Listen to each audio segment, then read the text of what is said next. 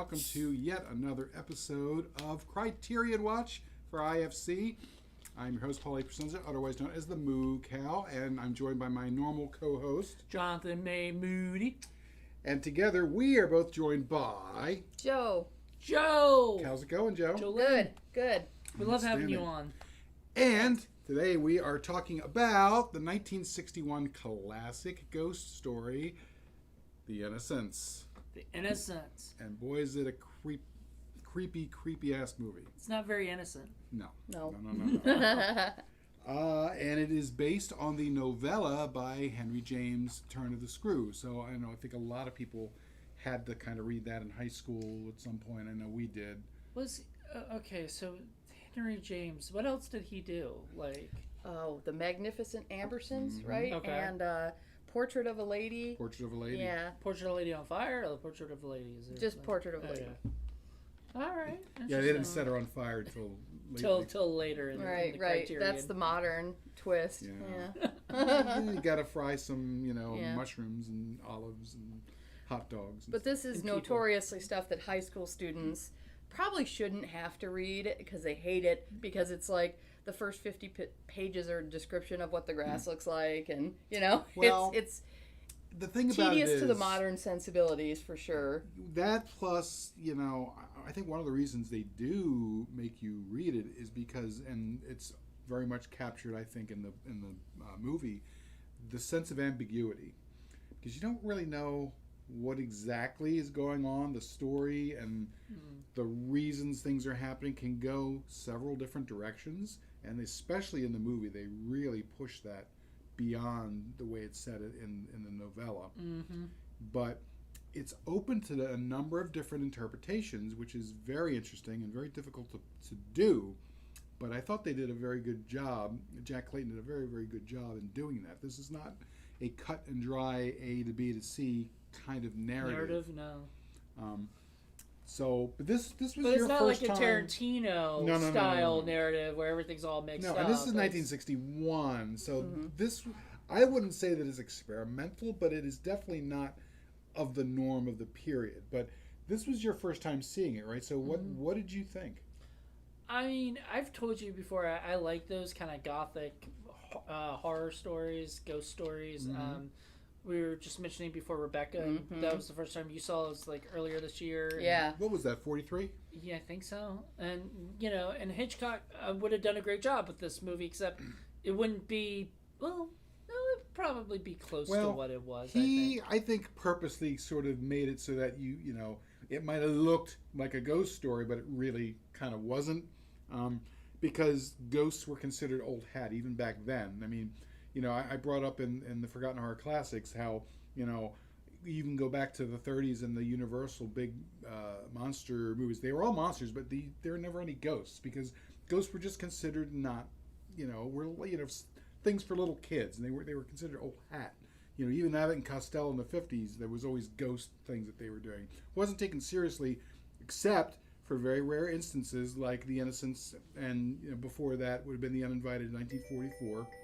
Uh-oh. And it's not until the 60s that they start taking ghosts kind of seriously, especially the whole gothic aspect. And not only Jack Clayton and not only The Haunting in 1963, but then you start getting into things like Mario Bava and Black Sunday. Later, like the Legend of Hell House. Legend of Hell House is great.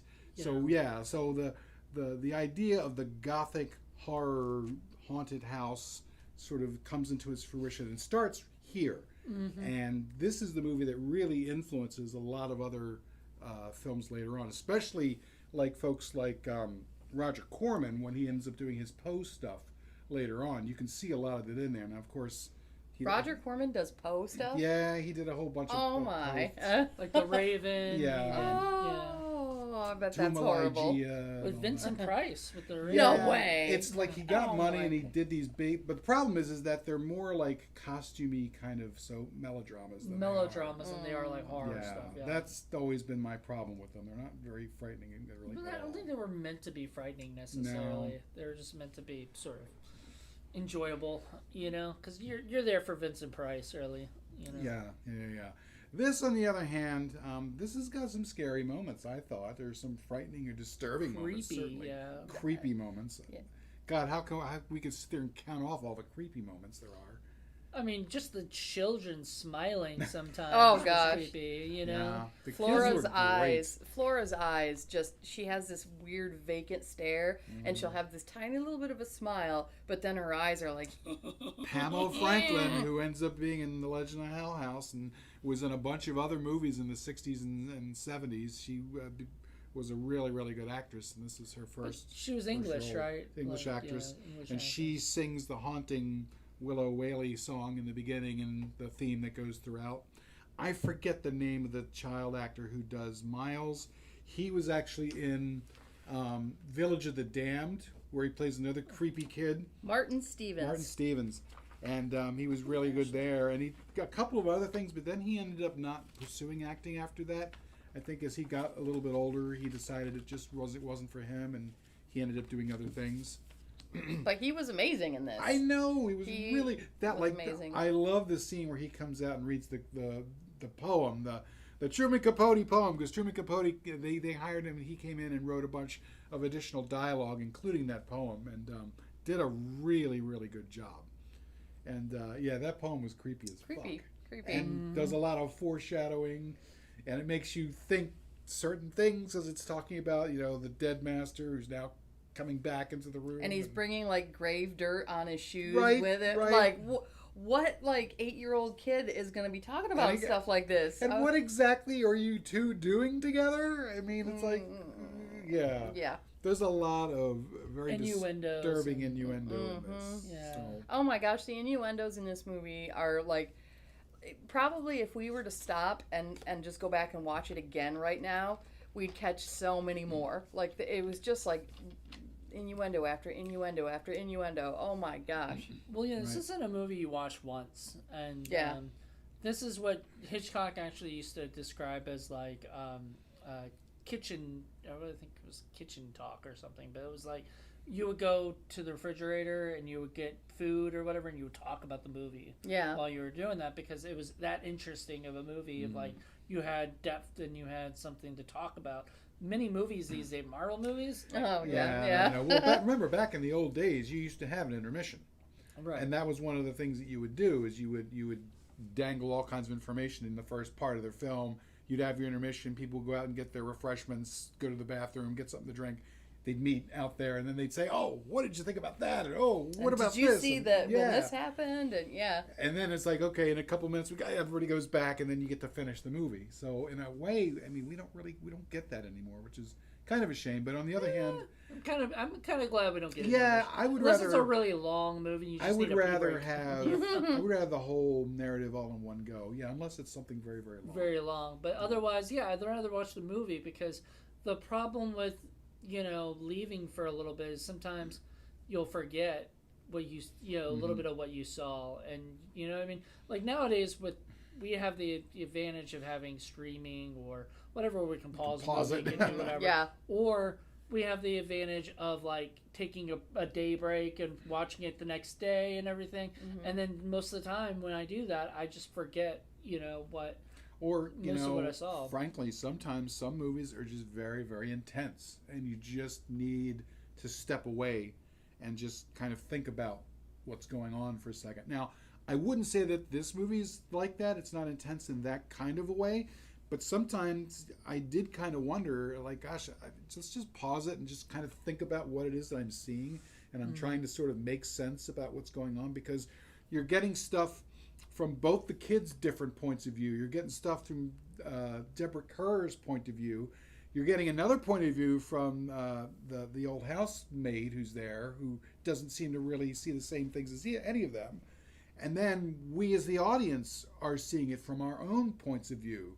So when they're starting to see like these shadowy people, who is seeing it? We're seeing it, but we don't know if the governess is seeing it, or if Miss Gideon's is seeing it, or if either the kids are seeing it. It's really, really difficult. Sometimes they seem to be, sometimes they aren't. And because they're untrustworthy narrators, we don't even know if they've seen it, if they admit to it, or if they're not, or if they're lying about it. We don't know who's telling the truth in this at all. No one. Not even up to the end. You don't have a clue. It is extremely unsteady ground that we are on, and it's very similar, in my opinion, to like The Shining, where because you don't have that rooted sense of reality, it's like a nightmare. And the best movies, especially horror movies, are like that. Where you're left reaching out, trying to find something you can grab onto that you can trust, that's real, and there's nothing there. You know what I mean? So in The Shining's case, Stanley Kubrick would play with the continuity and make it so that you would see things, and even if you didn't recognize it, your brain would recognize it, and then it would be changed an instant later. And so your brain is like, wait a second, this is not how it's supposed to be, or this wasn't like that a moment before. And it's another movie that you'll see new things every time you watch it. This is a little different. I think that he didn't do it with the continuity so much as just the flow of the narrative and how it all tangles up through different points of view, and through all the kids and how they're seeing things and whether they're telling the truth or not.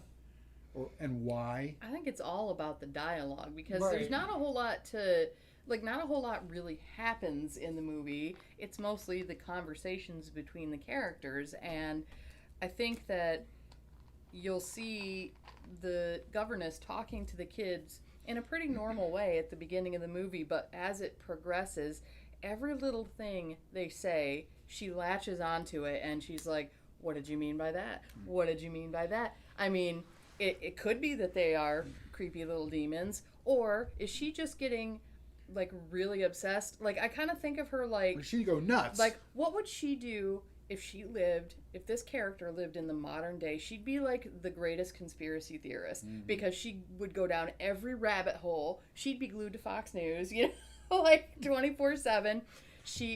Because like it got to the point where the kids couldn't say anything without her being like, what's the double meaning there? So what's the double meaning there? Are the kids twisted and creepy? Are they being haunted? Is she twisted and creepy? Is she being haunted? I agree, because there's points in the movie where it's like she's kind of trying to manipulate the kids into agreeing that they're seeing what she's saying. Right. Who is manipulating who? I know, and yeah, so maybe the kids are doing that, but you don't know. And are the ghosts real? And are the ghosts manipulating the two of them against each other?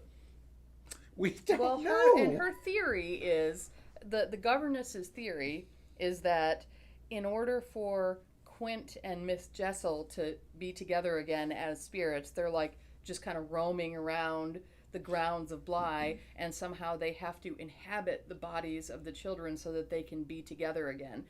First of all, how does she know that? That seems like a crazy conspiracy theory. She came up with it after she saw the ghost. Apparently the ghost talked to her. We never heard that. Or right. felt her or something. There's some she said it talked. Communication that we didn't see. But we didn't see that. Yeah, we didn't see that. So then she goes and sits down, and then you're right. All of a sudden she's dressed differently. Which, how did she put on a new dress? Like, how did that happen? So I missed that. Was that actually she was wearing white? Yeah. And then it cut away, and suddenly she was wearing black? And that's when she's like, I'm not going, and everything has changed. Right. What the hell? And then she was looking more like Mrs. Jessel, which I thought so that's when she snapped. I thought well, because originally I thought she was possessed by Miss Jessel. Like, that's where my mind went. Became the new Mrs. Jessel. Yeah, exactly. Right. And then, but the problem was, like, I didn't see that, because I now see what you guys are more saying, because when I was seeing it, I was, like, hoping she would meet up with the guy, with Peter Quint, Peter Quint, and they would all of a sudden be communicating with each other, instead of her still trying to get the kid to say the name or whatever. And I have a pet theory that goes back to my love of another movie which we did on Forgotten Horror Classes called The Woman in Black, the original one, not the crappy one that they remade. I even liked the new one. Oh, trust me, I'll show you the original. I haven't seen the original. You'll be blown away.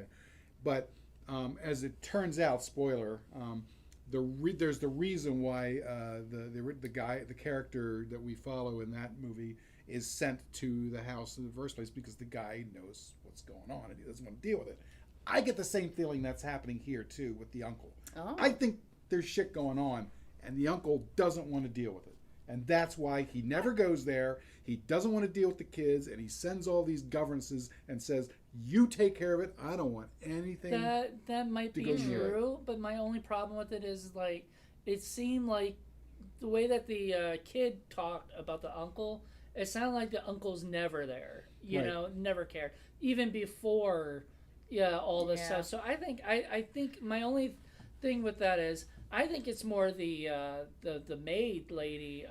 I think she knows more than she definitely knows. She knows more because remember, like we kept going, "Come on, tell us everything." Yeah, stop hiding all the information. Stop hiding all the information, and then she kept, but she didn't. What she didn't want to do was tell everything to scare this lady off, right? And everything. There are definitely secrets in the house. She's keeping a bunch of them, but I think he has secrets too. And it wouldn't surprise me, given the fact that that's probably a very old manner that's been around for hundreds of years.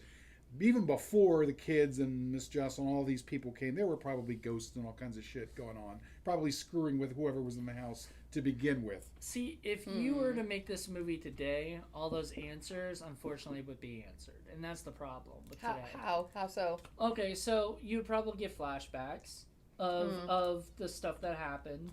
You would see, and then you would get some exposition with probably by the uncle saying, "I walked in on my two nieces going at it, and I was like, out, I'm done. Yeah, I'm giving this to someone else." Then they kind of drove the other two people that were staying there crazy, and then they killed themselves in some way or another. But the thing is, it's like there's information that she's getting that she's not privy to. That you're hearing, like when she's running around the house and she's hearing all the voices, and she hears them. You assume what's going on is Miss Jessel and Quinn are doing it in a room. And she's like, "The children are watching. The children are watching," and he says, "Let them watch." How the hell would she know that? She wouldn't. She wouldn't know that. She made it up. It's in her head because she had just talked to Miss Gross, and Mrs. Gross was like, "Oh yeah, they just." Basically did it wherever they wanted in the room. They treated it like woods she's or like, something. Yeah, and then the governess says, "Well, did the children see?" And Mrs. Gross goes, "Well, I don't know. She made all that up in her head. Well, we do see one scene that she didn't see in her head, like whatever. So we saw the scene with Flora walking in and watching the girl sleep. So she has come into a bedroom uninvited, comes into and watches them. So I wouldn't be surprised if that was true. Sure. Like that she's saying. Now, she's not, once again, she doesn't know. She's just basing it on the fact that this girl's fucking creepy. Yeah. Let's face it, they're all creepy and they're all twisted, creepy. They're all broken. Except Mrs. Gross. Mrs. Gross. She's not creepy. She's not creepy. She's the nice old lady. She's the nice Meryl old Streep. lady who just doesn't want to talk about all the shit that she's seen. Well, and she's burned out. And she doesn't feel like it's her place either. You got to remember, like the time period this is set. She's not in the same class, even though the governess is not like a rich woman. She's still below, even the governess, and she's just like, not my circus, not my monkeys. I can't, She was in charge before. She was left in charge, while they were waiting for while they were waiting for only the governess. Temporarily, because it was Quint before. Yeah, because Quint was in charge, and obviously he shouldn't have been in charge of anything. Oh God! But yeah, I think that the whole reason she's not talking is just this deep-seated class awareness that she's like, I'm not saying stuff to this person who's miles above my social station. I love what's in the booklet because you get this great booklet that's in there too, and he talks about how Peter Quint is actually the serpent in the Garden of Eden. The Garden of Eden being the house and the garden there, and that the sin that he's introducing to the two kids who were Adam and Eve is the original sin. And I thought that was an interesting way of looking at it because he does say Peter Quinn, you devil, right? And that you had a different. Does he though? Yeah. Does he? Who's he looking at? Who's he really talking about? All right, so this is where I feel like the director of this movie had a very specific interpretation of the story. Because when you read the Henry James novella, it's very ambiguous. It is very ambiguous. It ends with she's yelling and screaming at Miles to say his name, and Miles just says, "Peter Quint, you devil," and then dies. Okay? There's no way to know who he was addressing in the movie or in the book, but in the movie, he says, "Peter Quint, where is he, you devil?" He's talking to her. He's calling her the devil because she's torturing the poor kid. Yeah, she's like, "Hey, guess what? This guy that you really liked, that was your friend, who taught you all sorts of things he probably shouldn't have taught you. I see his dead corpse walking around over there." What kid wouldn't be terrified by that, right? So didn't he do a poem about just that? He did. Yeah, that's true. That's true. So he is a little bit creepy in general. You think? But I think really what the director is saying in his interpretation of this film is that the kids are only creepy in such that Peter Quint was a nasty, horrible person, and he did corrupt them. He taught them all sorts of bad words. He probably let them watch, while they were fucking, and all sorts of bad stuff, right? And God knows what else. And God knows what else. Yeah, the two because of them. the reason Miles got kicked out of school was the horrible things he would say to other children. And if he was being buggered by the help. And I'm sure Peter Quint and was he talking talked about it. Murder and stuff too, I guarantee, because Mrs. Gross said, well, he apparently slipped and hit his head on the stairs, but who knows? Somebody could have come out and murdered him because that's the kind of life he led. On the other side, if it really is a ghost and the ghost of Peter Quint is possessing the kid, you can understand where the poem comes from. That's you can understand the outbursts when he calls her filthy slag and whore and all this other shit, and just doing all the other shit, weird, crazy shit that he ends up doing. The way he doesn't just answer; it's always a sly innuendo from him. Yeah, and he also talks like an adult a lot. He's Talks like, very much like an adult. Well, my dear, dude, yeah, kisses her like an adult. Oh, he did kiss her as an adult several times. Yeah. But at the very end, and she's into it. And at the very end, does she not kiss his dead body back in the exact same manner? I'm telling you, she is just a bundle of sexual repression.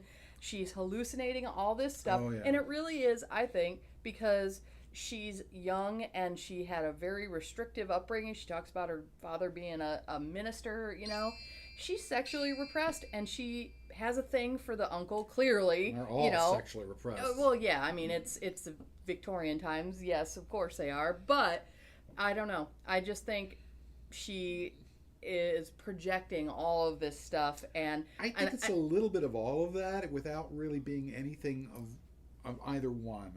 I think he's deliberately has allowed this to happen, to be so ambiguous that nobody really knows exactly, and everyone has their own interpretation of what is going on. But see, what I think he does, which is even cleverer, is I think he makes it ambiguous all the way through the film. Yes. And then I think he gives you the answer at the end, though. I really do, because when he says, "Peter Quint, you devil, where is he?" That's added dialogue. In the book, it's just, "Peter Quint, you devil.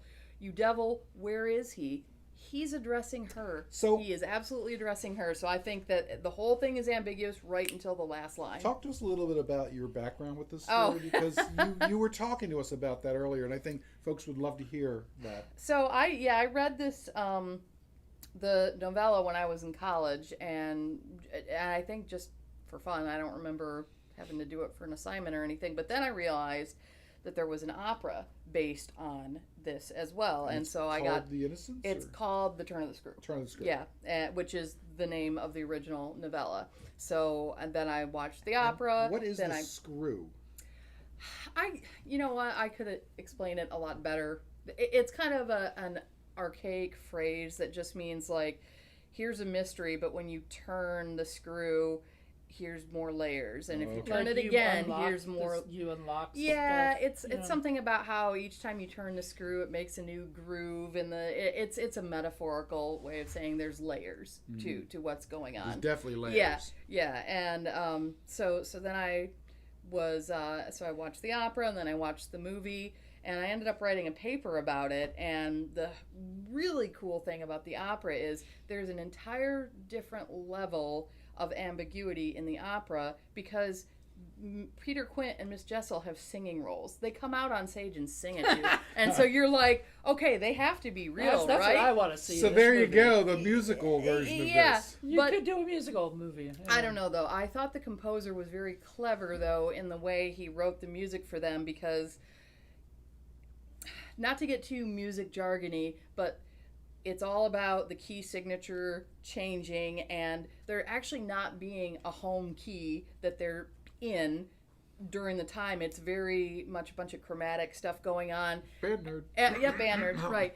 Basically, it feels like they're nowhere. You know, it's like the music doesn't make a ton of sense, and you're just like, where are they? Oh, yeah, this is probably in her subconscious or something. So, and that's why none of the music is making sense right now. It reminds me a little bit of Occurrence at Owl Creek Bridge. Oh, I love Ambrose Bierce, I think. Bierce, yeah. You really have no grounding. It's like you don't really know what's going on, and then you think it's going in a certain way, and all of a sudden, boom, it's completely different. If you haven't read that, everybody needs to read that. I read that in high school, and I remember being shocked when I got to the end. And now I think a lot of movies have tried to recreate the whole. It's very difficult.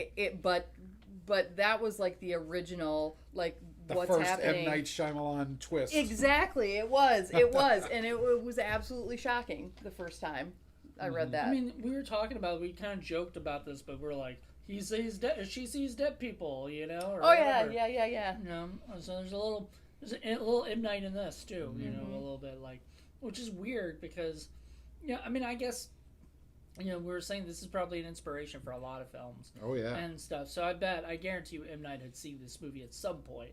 Sure. And so, like, little things, you know, with ghost stuff or whatever. But, you know, I absolutely adored this movie, though. Like, I had a fun time. And, gosh, can we talk for a second about the sets and the gosh. cinematography? That was Beautiful. Freddie Francis. Freddie Francis was one of the greatest British cinematographers of all time. He also was a director. He did a lot of Hammer stuff.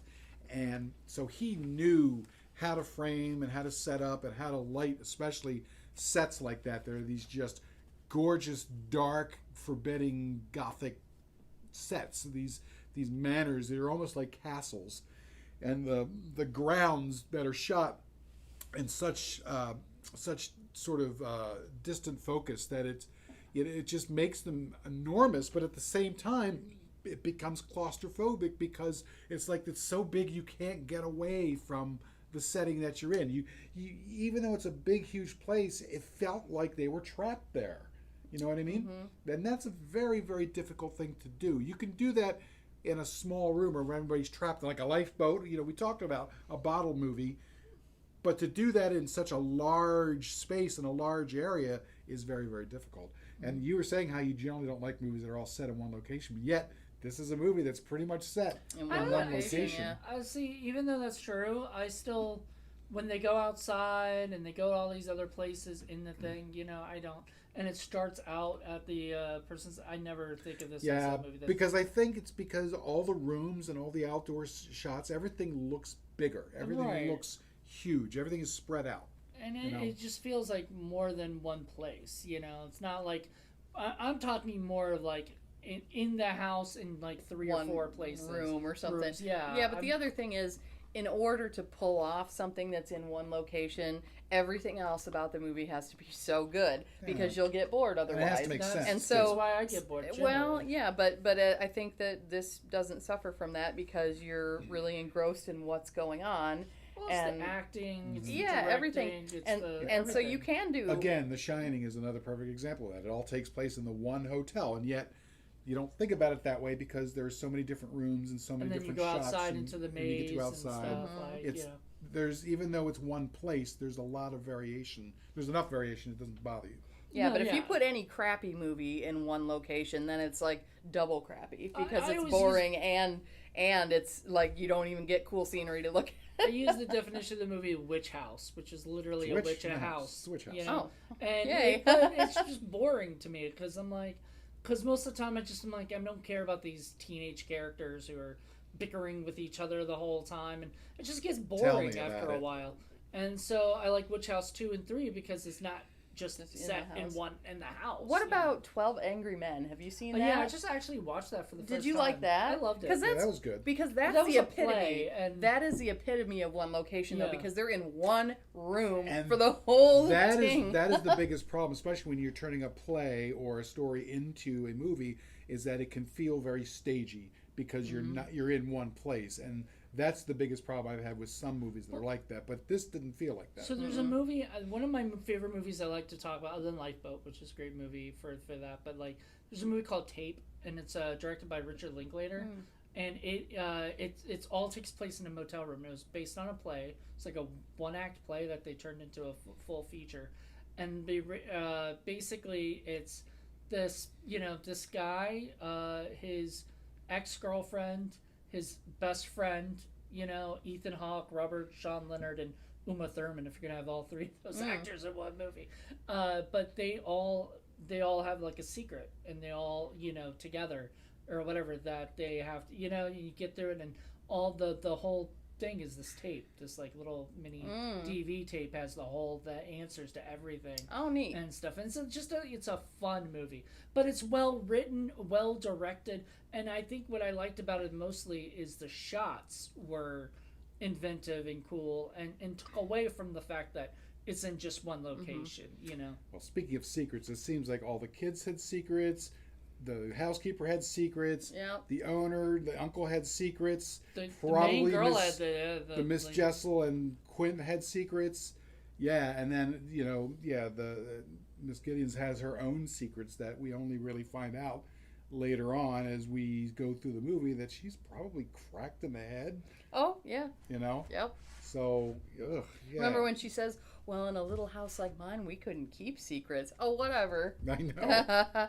Eek.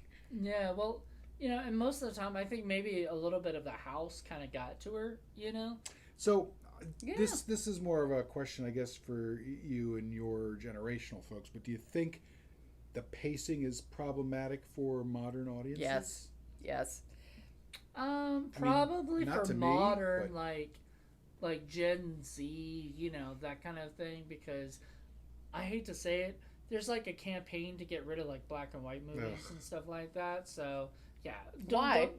Because people don't like black and white. Literally, and Hollywood, they tell you can't make a black and white movie anymore. Oh, that's a shame. Yeah. Well, that's ridiculous. Because I just bought one that was made maybe 3 years ago. It was really, really good. I'm going to have it on IFC. Which one? I'm not going to tell you. Oh. You're going to see. It's going to be good. You probably know about it. But I mean, Lighthouse was just made and right. and Right. black and white.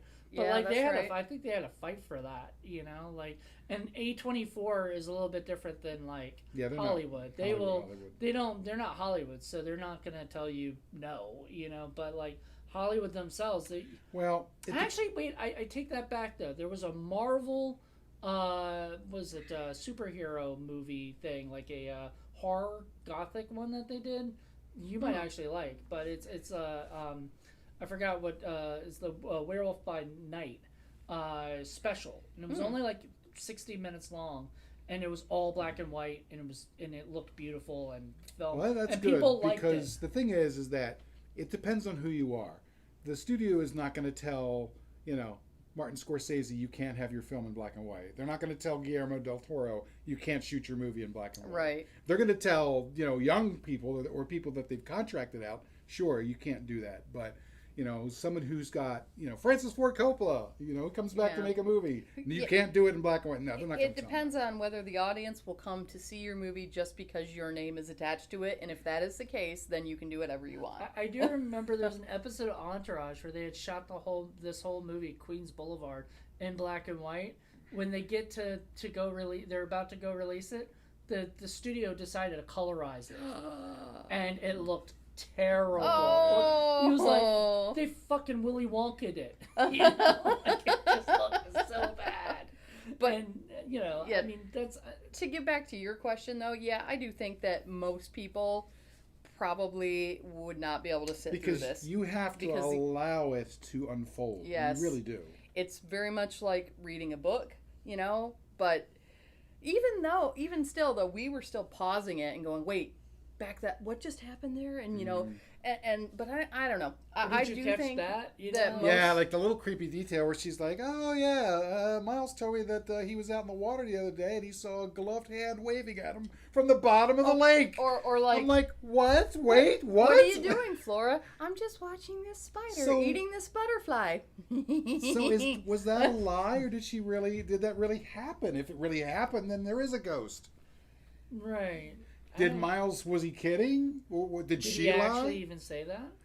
Yeah, did he actually even say that? Yeah, Right, is she lying about it? Who knows? You know, is because that's the interesting thing about the narrative is even though we're watching the movie, we still don't know if everything we're seeing is real. And then 2 minutes later is when she first sees the woman in black out in the reeds, and she's like wiping her eyes, like, "What? In the middle of the day, I'm seeing what am I seeing?" I gotta cut out the day drinking. Well, you said she saw, like, remember we saw the guy up in the tower during the middle of the day. Yeah, right. So she's been seeing this stuff. It's interesting because classic ghost movies are done at night. They're usually done like that so that it's dark and you can take advantage of it. And you can shoot it away, and it can help trick people into did I see it? Did I not see it? It's a very different situation when you're seeing ghosts in the middle of the day, in broad daylight. There's no ambiguity there, usually. True, but mental illness, it happens in the daytime just as much as at nighttime. Sure. So. That is true. But imagine, wouldn't it be scarier, wouldn't you think, if you're seeing a ghost in the daylight as opposed to at night? I mean, it's gonna be scary no matter if you see it or not. Like if you see it during the day or night, like, I'm sorry, if a ghost walked right in here and goes, "Excuse me, but can I borrow some sugar?" I would still be a little freaked out. You wouldn't be like, "Well, since it's daytime, I guess it's all right." Well, I'd honestly be asking, what do you need the sugar for? Aren't you dead? I'll be like, "Hey, look, if you want to have a tea party, that's fine. But just knock first." I mean, to me, that's like an opportunity. So what's it like being dead? What's going on? Why do you need sugar? Yeah. All right. So, but actually, it was salt. Salt's bad for ghosts. That's where we learned that from Supernatural. They make the circle and it keeps them out or something. Yeah, right. Yeah, or you could put it like, you can just put them over there and it blocks the door. They can't come in. Well, because here's the thing. It's like we as a society have really two ways of looking at death. Either you die and go to heaven and hell, or nothing happens and you rot in the ground.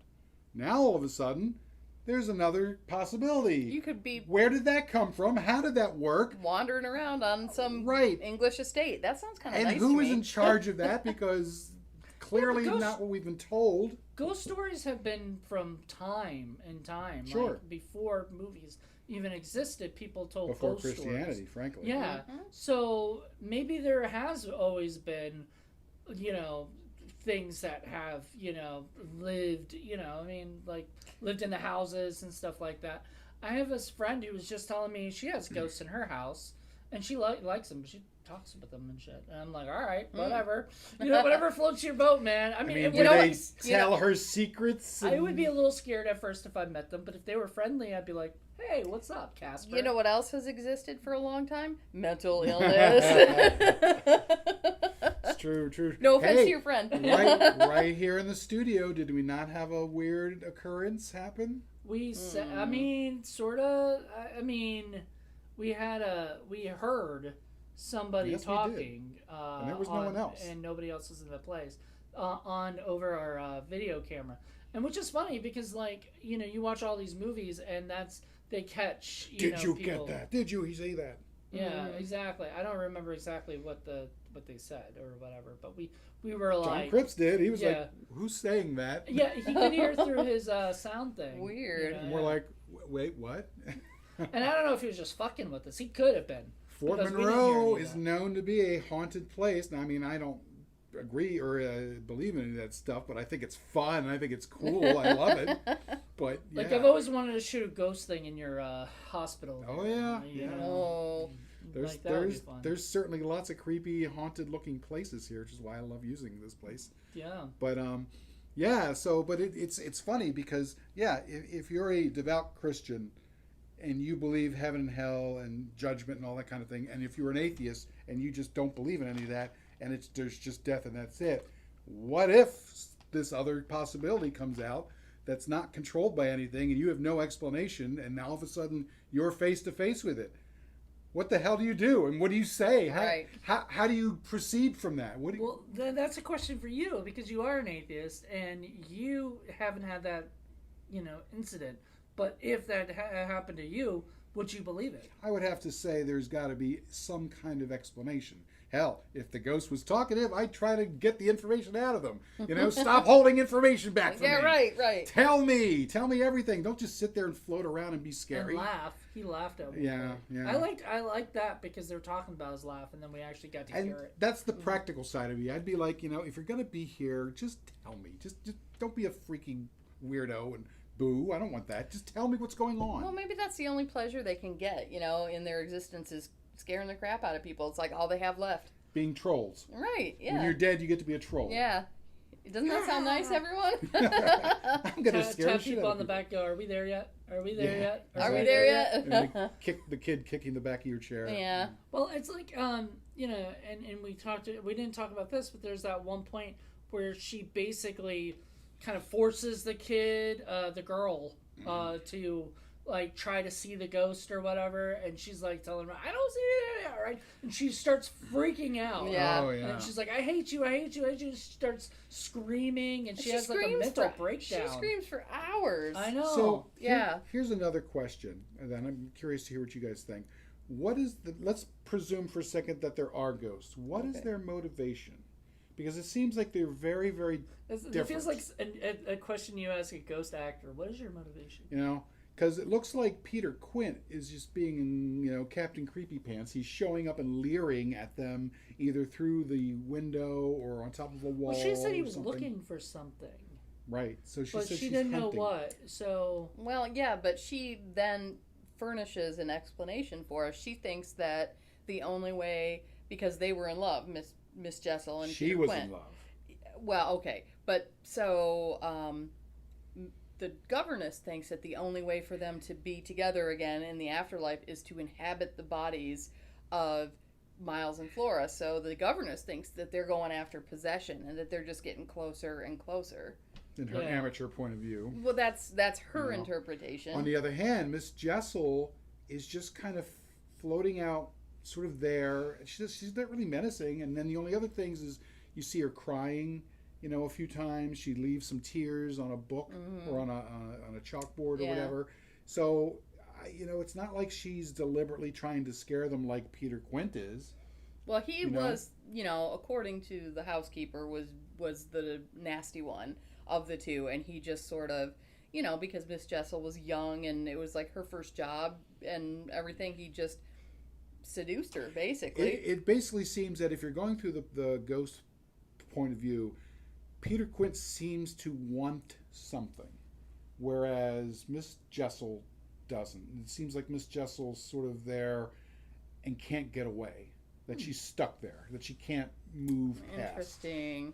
That's how I kind of saw it. So, have you by any chance seen the Netflix special that is this story made into an entire series called The Haunting of Bly Manor? Oh, Bly Manor, no. Oh, so they They totally take that angle. Okay, Peter that's Mike Quint, Flanagan. Yes. Yeah. Oh, it's really good. It takes lots of liberties. There's so much other story that's not in here.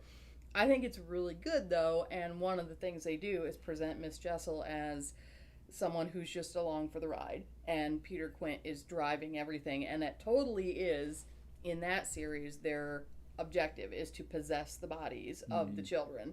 And Miss Jessel, once she realizes that's what he's trying to do, she kind of wants it, because being dead and lurking around a manor sucks, it's not a great way to exist. But she also still has a conscience and cares about the kids and stuff. And Peter Quint is he's all in it for himself. He does not care. One of my favorite lines of all things from the, what's the Vietnam movie that Stanley Kubrick made? Apocalypse Now? No. I mean, Full Metal Jacket. Full Metal Jacket, thank you. Is when the one character is talking about, he said, the dead only know one thing. It's better to be alive. Yeah. Yeah. I always loved that line. That was brilliant. Well, I mean, so okay, so we know, like, Peter Quint dies by somehow slipping or whatever, and freezes on the to ice, death. Or freezes potentially to death. murdered. It's kind of Or, left. yeah, it's kind left of open. left open, but He had a you lot of know, haters. yeah, he had a lot of haters, so he could have been killed. However, then Miss Jessup, is like, upset. She's grieving. She commits suicide. Apparently, like jumps into the water. Why is she possessing the house? She was murdered in the water. Wouldn't she just be in the water? I don't know. I don't know. You'd have to ask Deborah Carr how ghosts work. Later on, then it makes me think that maybe there wasn't that they're not ghosts. That maybe they are just figments of her imagination. it could be, but I also wonder this too.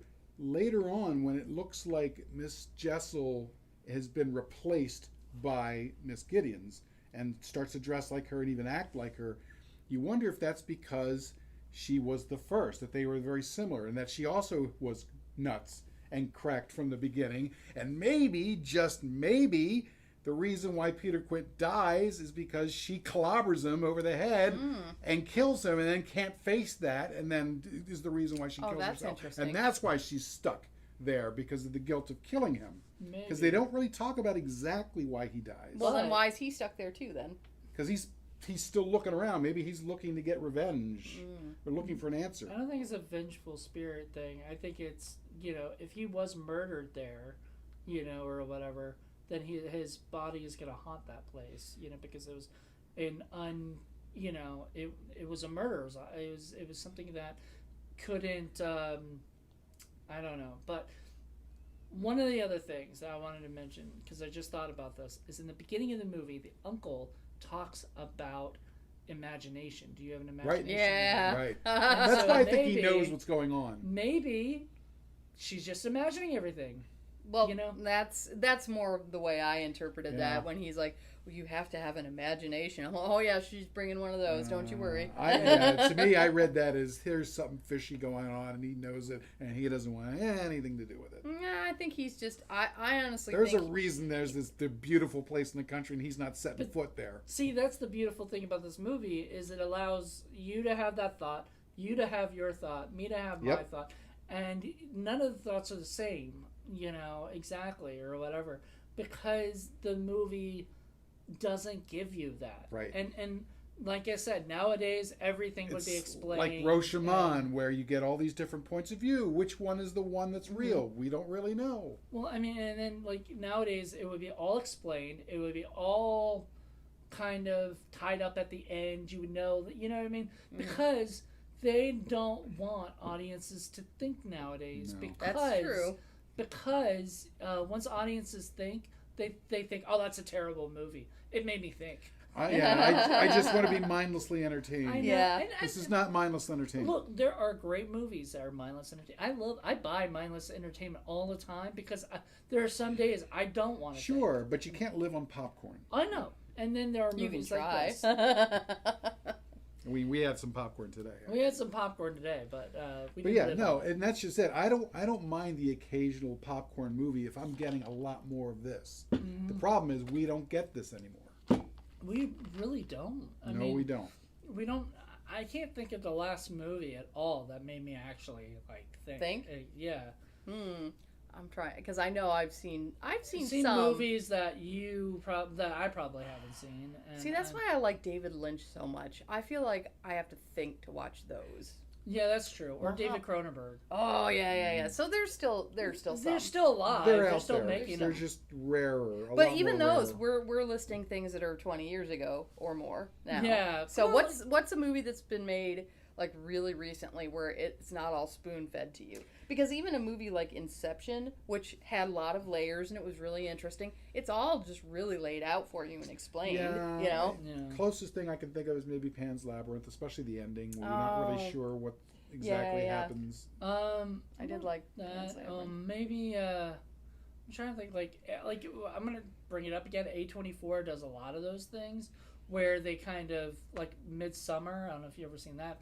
Midsummer is great. You know, but I wouldn't say there's ambiguity in that. No, I don't Or think The so. Witch, the ending of the Witch too. The ending of The Witch is ambiguous. very That's true. ambiguous. That's true. Is that all in her head or is that real? I love Black Phillip so He much. still refuses to watch it because he's afraid. Afraid? Why?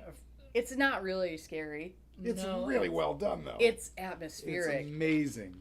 I don't know. I will watch it. I bought it. I have it. I own it. We're supposed to watch it for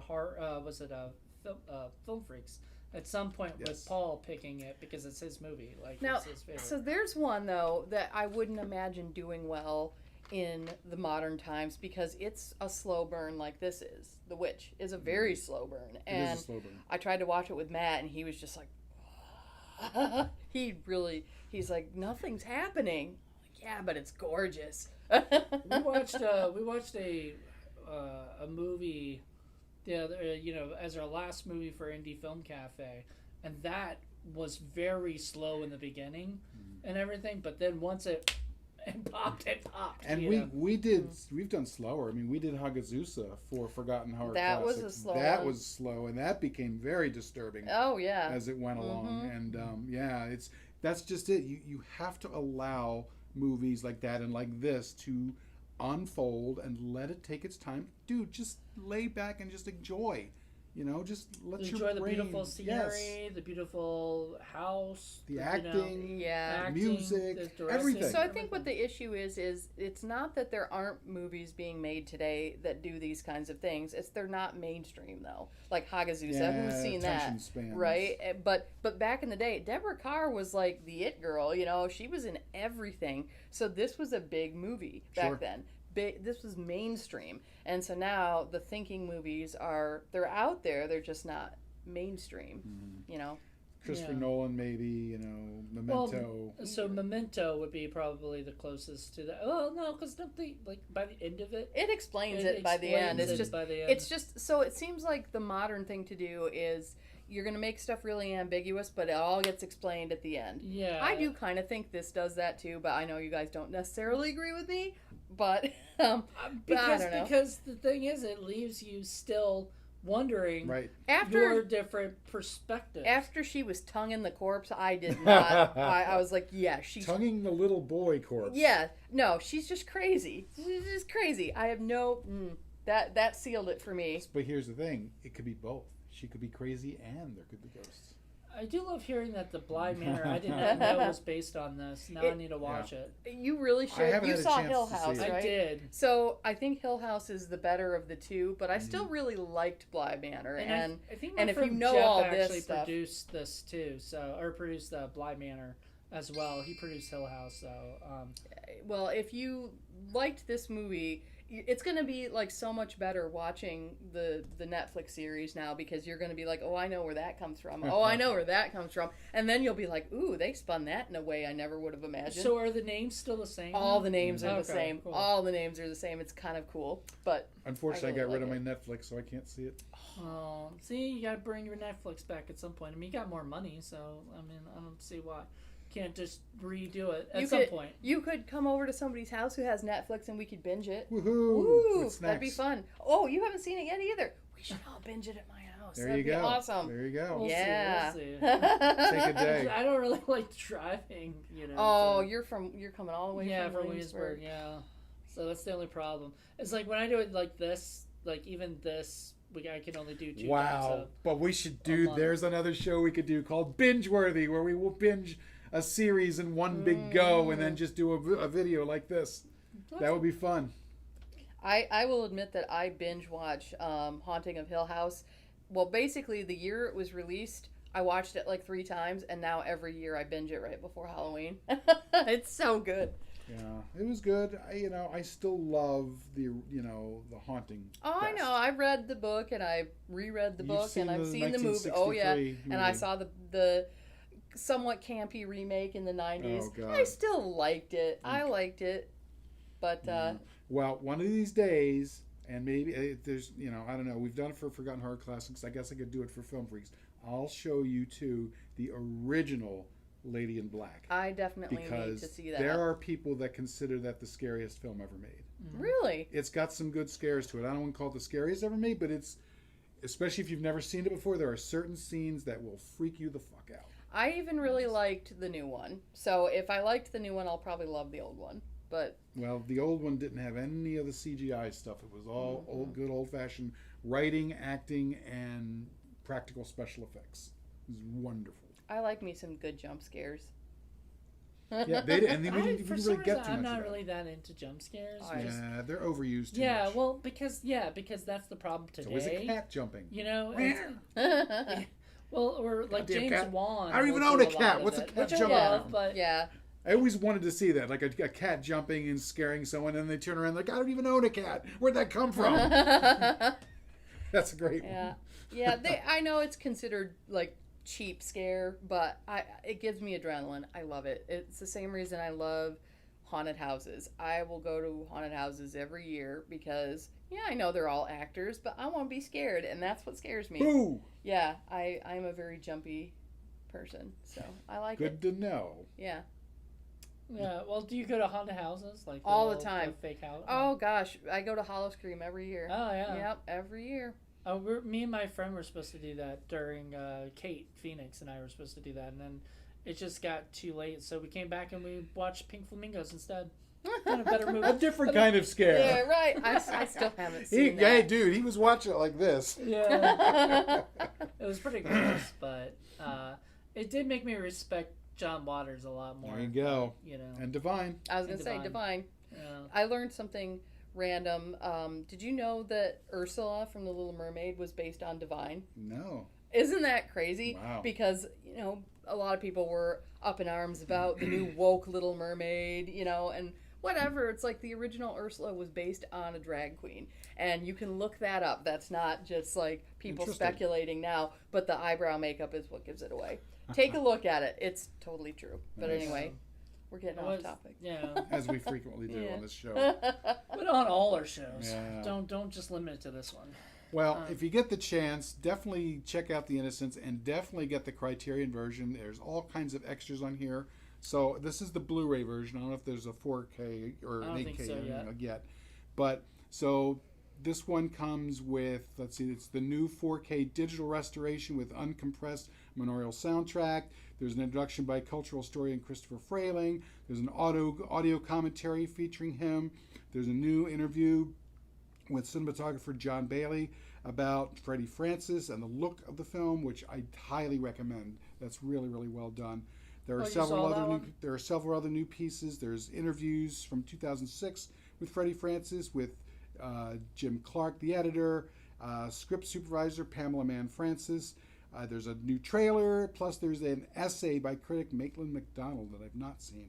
So no, that's what's inside here. Yeah, okay. Reading. So there. We read part of it. We read part of it then. Yeah, that was pretty cool. Yeah. So definitely check this out. Criterion has their sales. What is it? Twice a year? I think twice a year. One time. Well, no. There's 4 times actually. 4 times. But there's 2 at Barnes and Noble. 1 in July. 1 in November. Then there's another one. I don't know where the other one is. Maybe June or something. And then there 1 in October, and those are like flash sales. So there's like 1 day. That's the scene where Miles is reciting his creepy Truman Capote poem. That was really, really cool. And it's kind of like the last guy you expect to be in there, but people forget Truman Capote was a really good writer. Yes. So Yep. there you go. I didn't know he did horror ever. Yeah, so there you go. I think he did write a Hitchcock movie once, so I mean I wouldn't be surprised. Mm-hmm. So anyway, yep, I think that's about it. That covers it. I mean, I think we went through everything in the movie.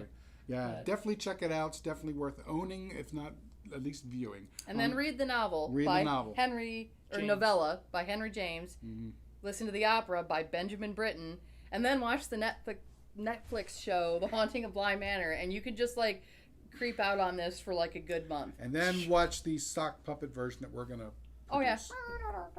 Miles, Flora, give me some tongue. Oh my lord. Well, the Flora wasn't the one. Was the other one? Well, there was some insinuation that if Quint and Miss Jessel inhabited their bodies, what were they gonna do with those bodies? Play Parcheesi. Yeah, right. I was like thinking about that, like it's like Ghostbusters with the two people going and then becoming dogs. Oh, right. Right. I am the keymaster. I'm the keymaster. I'm the gatekeeper. That would have been funny if one of them said that. Yeah. Well, those before, Ghostbusters. So like Ghostbusters was out to steal that. Are you a god? No. Then die. We did that for Film Freaks, actually. Paul, Ghostbusters? Yeah, Paul had never seen it in a while. Like it's been That a could while. have been a long time. Like, it'd been a long, I think since it came out, right? That Pretty was much. one of the movies I grew up with on VHS, watching over and over and over. I just hate the theme song. I hear it and I just immediately, it's like, oh, Really? I love it. I can't stand it. Nails on a chalkboard. Oh, I love it. No, I hope we don't get a copy strike for that. Sorry. Anyway, thanks for joining us. No, we were out of tune enough that it doesn't matter. Yeah, they can't tell. Thanks for joining us, and please see us next time for the next episode, which I think is yours, right? It'll be mine, and you won't be on it, sadly, because you Aw. don't like The The Graduate. Graduate, yeah. So we're doing The Graduate next. Me and my buddy John. There you go.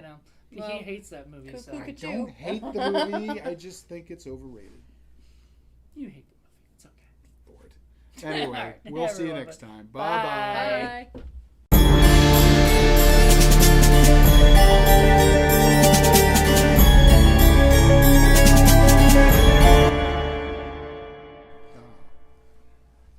Are you in the middle? Yes. Monkey in the middle. middle. Continuity monkey in the middle. Or do you want to be in the middle? I don't care. I think you should be in the middle, so you should have guessed. Oh, I should have brought the This monkey. is just so I can't escape, right? Right. Careful.